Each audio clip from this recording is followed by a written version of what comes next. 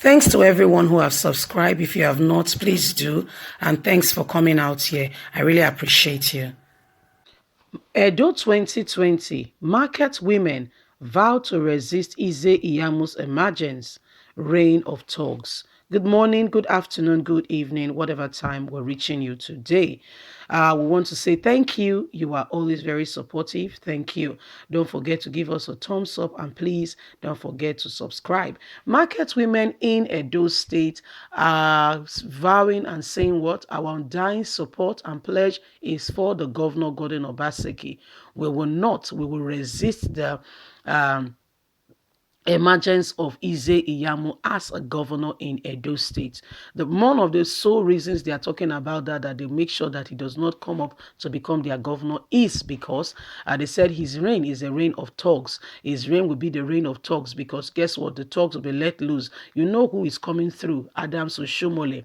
And when Governor Gordon Obaseki came into administration, one of the things he did, you know, those people that come to say, that comes to say, pay your ticket. You never pay your ticket today, and they, destroy your property, your load, and everything. It made those things digitalized. So what happens in the morning? You come, you go to the office, speak your teller, pay in the bank. So it became a cashless, society. Pay in the bank, return your teller, come with your teller, and it's recorded that you have paid. This began to, begin to angry and to vex those who have been involved and engaging in such practices in the state that does not allow the state to do well, or the children of the state to be able to, the state to be able to see the money. But guess what Governor Gordon Obaseki has done? He digitalized that. But you know what? If Iyamu emerges as the governor by chance, guess what? Those thugs will come back again. And market women are saying, we like the fact that there is no more thugs, so we will make sure that it doesn't come back. Let's get on to the news and get all the details. Edo 2020, market women vow to resist Iyamu's emergence and the reign of thugs. Market women in Edo State have vowed never to allow the return of thugs and non-state actors to market to harass and terrorize them in the gesture of collecting government revenue. Pledging to resist the candidates of the All Progressive Congress APC, Pastor Osage Iyamu, who has been seen to be associating with such characters. A cross-section of the women who spoke to journalists in Benin City, the Edo State chapter, said they have observed the campaign program of the two main contenders for the governorship polls and have decided to pitch tents with the candidates that have protect them and against oppression and thugs. Mrs. Mercy, who trades in urban markets, said the most important achievement of the Governor Gordon-led administration for her and the fellow traders is the disbandment of warlords in the market. According to her, I am saying this from the bottom of my heart, and I speak for the market traders in the state. Governor Gordon Obaseki is a blessing to traders in the state. Gone are the days we were harassed and kicked around by thugs because they want to meet targets set for them by the agency of government. On his part, Emmanuel, a trader in Mission Road, said the state government went instead to digitalize payment of revenue is a market stone throw and a great achievement that has really enabled the market women to be able to move effectively and have reduced or taken away every deliberate effort by the market thugs to continue to disturb the women in the state.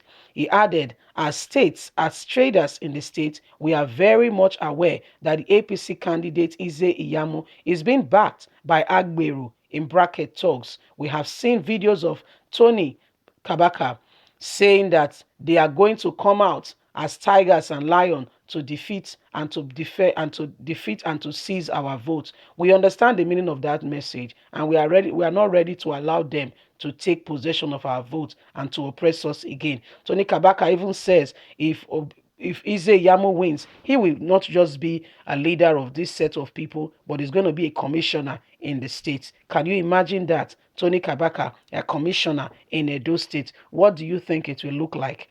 This is what we are talking about. Why we will not allow Iyamu to get into Osamegba Avenue to become the governor of Edo State. We will vow we will resist him and not give him our support in any form. Well, you've heard the market women in Edo State speaking and saying that their undying support is for the governor, and they enlightened and enumerated some of their reasons, being that the governor, even by digitalizing payment of government revenue, is a stone throw and a blessing to them. They said in the past they don't have that free ease as it is now. Why? These people just come on board and they say, give us money, and they begin to harass the people here and there. But today is no longer so. Why? With the government decision to digitalize and make sure that these things are no longer so. So you come in the morning, you take your teller, you go to the bank and you pay. So there is no, you've not paid. Where your teller, blah, blah, blah. They have been given target, and you see people that are not supposed to be doing receiving money from the state are the ones spending the state money, milking the indigents dry. For instance, one of the Governor Obaseki, speaking in an interview, said when he came into power, he noticed that one of the local government area, one of the 18 local government area wards, was seriously owing in the state, owing those they should not be owing. Salaries were being held, and he went ahead and he put up an investigative panel to look into why the state is so low of funds, even considering the allocation, the amount that goes to that state, the treasury of that local government, accounts. He said, how come they don't have enough? They are owing their workers in that local government area. Because how it's done is that is the money is being disbursed from the federal level to the state level, then the state now disburse it to the local government area. So every local government now pay their teachers and the rest coming from the state level, but the state give the instruction, pay into the local government, and the disbursement go down the rank that way. So what he did was that the panel he instituted to look into this, they went ahead and they were investigating, and they found out that although that amount of money comes into that local government area, what happens is some principals who have no dealing with the states, they are not even working in the states, in the local government area, they have access to the account. So they come there, take for argument's sake, say, okay, 50 million comes into the account. They go there, milk the money dry, leave maybe 1 million in the account. How can you effectively pay the salaries of over, for instance, 3,000 people with 1 million? So you see where the problem is.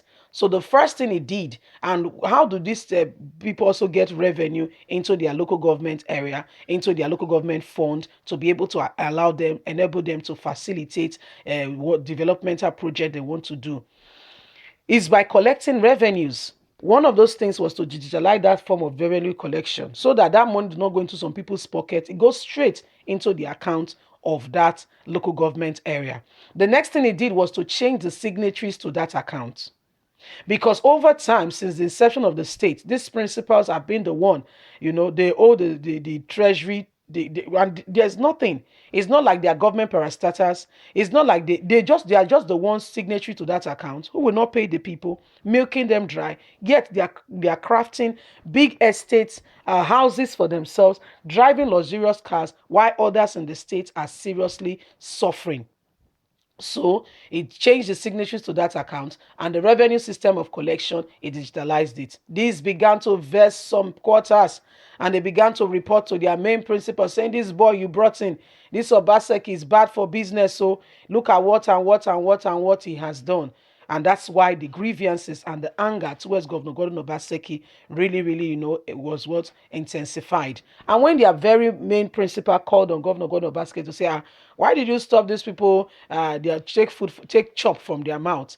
He said, Oga, it's not take chop from their mouth. So the people of this local government area that are working, they are being held salaries now for the past 18 months. Say, government not the owe. He said, no, no, no, no, no. They should get their salaries. That is the sin of Governor Gordon Obaseki, to make sure that the people of Edo State get their salaries are well looked after, and there is true development. And not just true development, is being done with reliable and trusted quality materials that will stay for a long time, that will be durable. What do you think? Leave us a comment. Bye for now.